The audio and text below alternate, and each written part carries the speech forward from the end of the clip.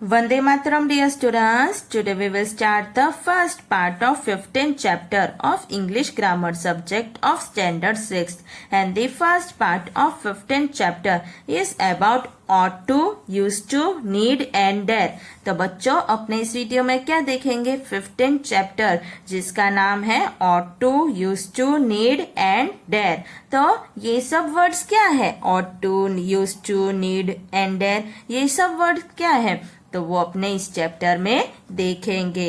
Okay, shall we start? Okay, तो देखो ought to क्या है ought to equal to should. Okay, ought to का मतलब शुड जैसा ही होता है. ought is always followed by to. तो ought होता है उसके पीछे हमेशा टू लिखा जाता है. कैसे? You ought to respect your elders. Such things ought to be followed. Ought he to deceive his friends? Ought we to obey the rules? तो देखा ought जहाँ पे भी हो वहाँ पे ought हो या ought हो उसके पीछे to लगाते ही है.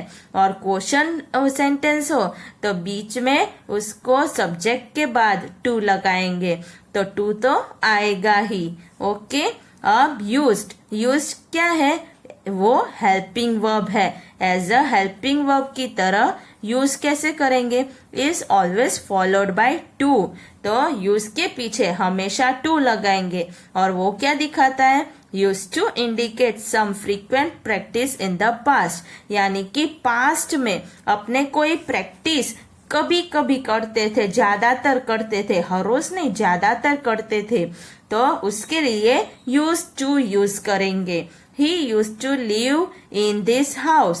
He used to come home daily.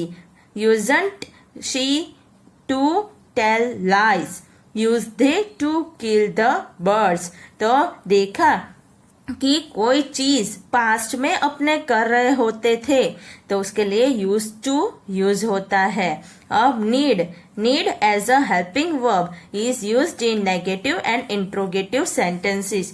यानी जब अपने नीड को कोई हेल्पिंग वर्ब की तरह यूज करे तो उसको अपने नेगेटिव और इंट्रोगेटिव सेंटेंस में ही यूज करेंगे. Need is never followed by to when it is used as a helping verb. Helping verb की तरह जब need लगाए तो उसके पीछे to नहीं आएगा.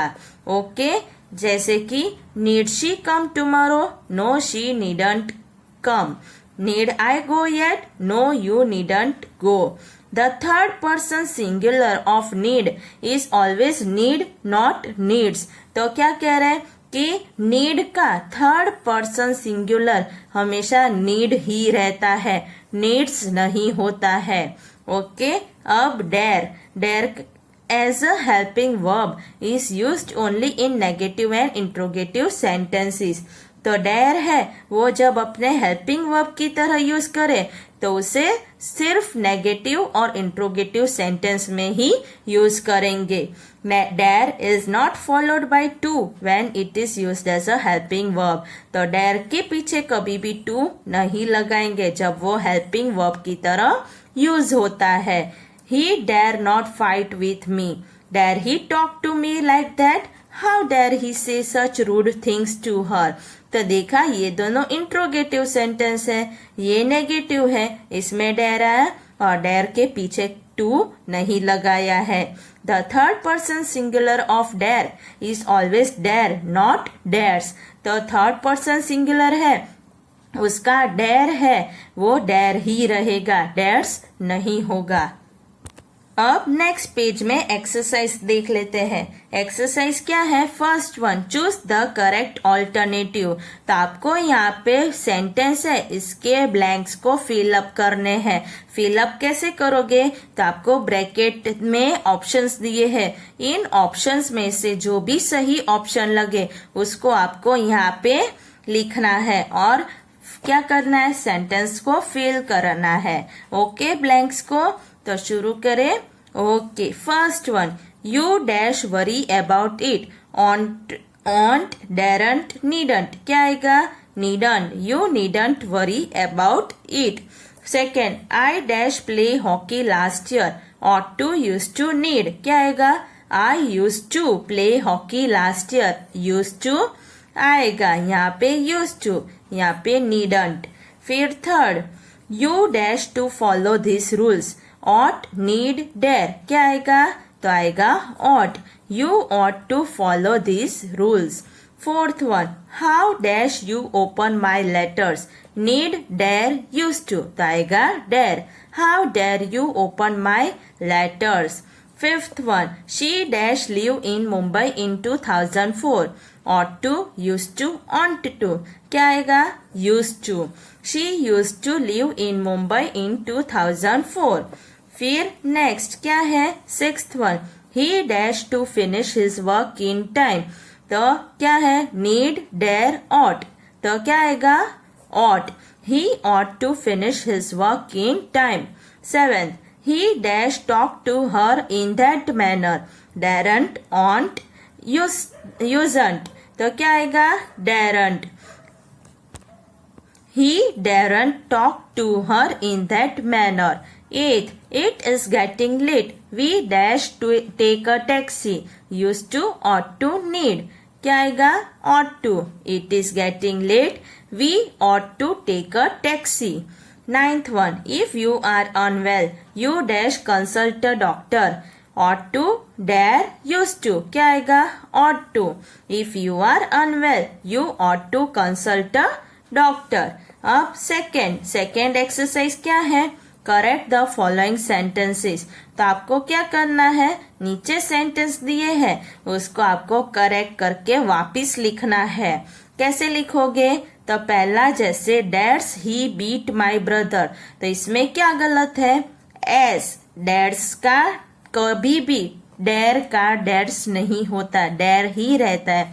तो एस को कैंसिल कर देंगे, वापस लिखेंगे dare he beat my brother. S नहीं लगाएंगे. Second, you needn't to stay here now. तो यहाँ पे टू नहीं आएगा. You needn't stay here now. ऐसे वापिस लिखोगे.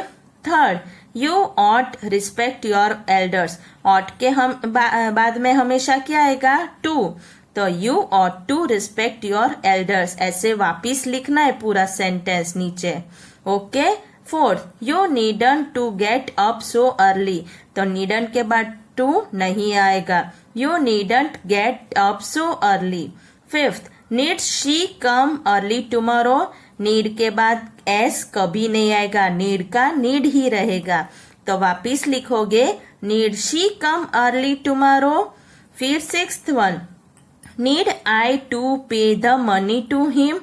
तो टू नहीं आएगा नीड के साथ. Need I pay the money to him. Seventh, oughtn't you send for the doctor. तो यहाँ पे क्या आएगा? ऑन्ट के बाद टू आएगा, है ना. सब्जेक्ट बीच में आ रहा है तो सब्जेक्ट के बाद टू आएगा, है ना. तो कैसे लिखोगे? Oughtn't you to send for the doctor.